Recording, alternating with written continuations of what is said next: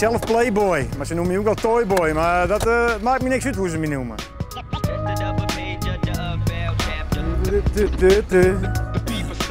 Ik heb in de riolering zitten.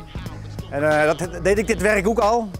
Maar toen hebben ze dat allemaal verkocht, dat bedrijf. En dat meisje waar bij ons op kantoor had zitten, die is naar dit bedrijf gaan waar ik nou voor riet. En die heb je op een gegeven moment belt. En ik wil ik het ook graag doen wou. Nou ja, ik zeg graag. Ik vind het prachtig mooi werk en je mist een vrije vogeltje. Je bent altijd buiten. Ik heb 22 jaar binnenwerk, dus dan vind ik dit wel ideaal werk voor mij. Hebben mensen een verkeerd beeld van jouw werk? Ik denk het wel. Ja, ik denk het wel. Nou ja, ik zit daar elke dag in die shit. En ze denken dat het heel smerig werk is. Maar je komt er niet met de handen aan. Dat is heel simpel. Het is ongeveer hartstikke heel schoon werk. En die kom ik hartstikke schoon thuis. Want je ruikt altijd naar schoonmaakmiddel dat je thuis komt. Dus je ruikt nooit de stront.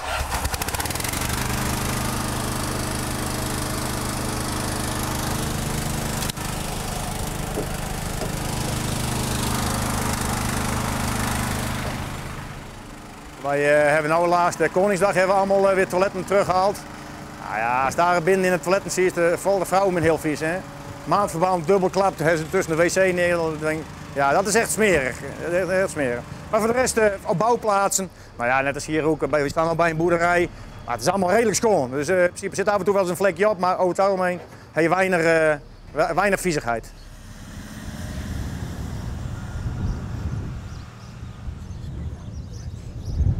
Maar je moet wel een beetje sterker maag gaan. Ach ja, als je het 3 dagen doet, dan weet je het niet meer beter. Echt. Het valt best wel met. Of is het juist andersom? Meestal moeten we net zo onstellen. Nou, zo is het. Zo zie ik het. Dus we moeten maar eens een dagje met je mee gaan en dan kun je het zien. Maar ja, dan zeg ik je, ze zien het wel. En dan, ja, oordeel zelf, zeg ik maar. Zolang je het mooi vindt, dan moet ik het gewoon doen. Geen probleem. Ah, die het we niet zien, die rookt nog prima. Daarom. Hè? En ik maak hem weer lekker schoon, hij is weer lekker fris voor de volgende. Dus iedereen weer blij.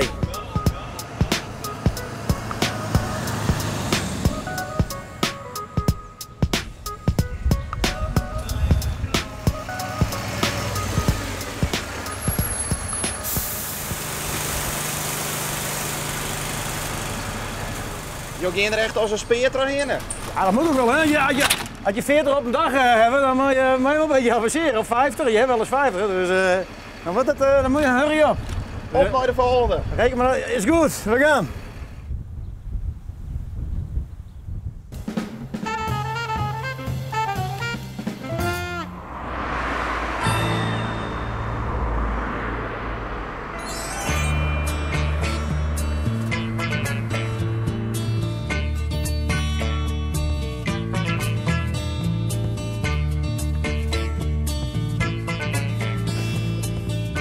Ik ben aan het werk om gedienden te maken voor mijn poppenhuis.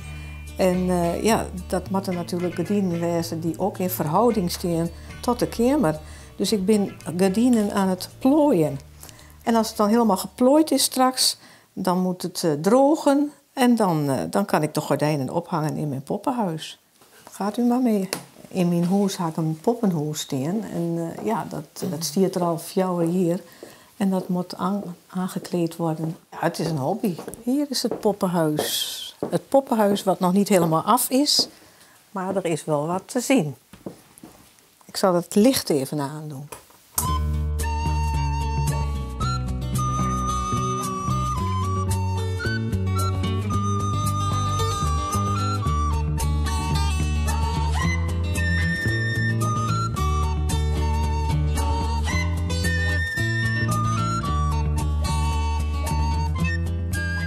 Zulke dingen maak je zelf van fimo-klei.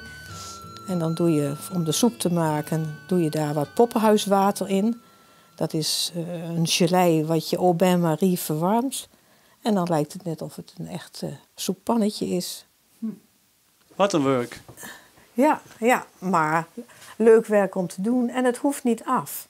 Het is iets van, je gaat ermee bezig als je daar weer zin aan hebt.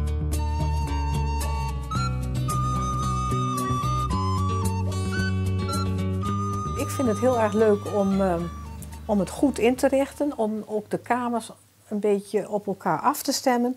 Dat niet de ene kamer groen is en die geel en die bruin en alles door elkaar. Dus je bent een beetje met binnenhuisarchitectuur bezig.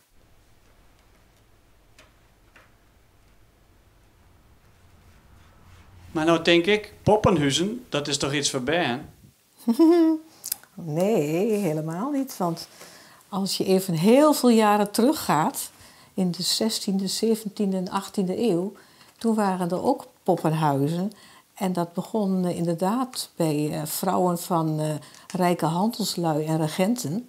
En die lieten poppenhuizen bouwen in kabinetten. Dus het is helemaal een hobby voor volwassen vrouwen eigenlijk. En ook mannen. We hebben hier achter de woonboerderij een galerie.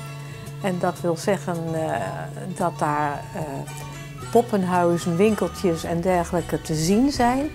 Maar dat er ook verkoop is voor mensen die deze hobby hebben. Nou, kijk maar eens wat we hier allemaal hebben. Hier zijn allerhande meubeltjes te koop. Meubeltjes die je kunt bewerken. Meubeltjes die je kunt verven. Dus het is net alleen een hobby? Nee, het is een hobby. Het is ook een verkoop. Het is ook een winkeltje, hè? Het enige winkeltje eigenlijk in Friesland.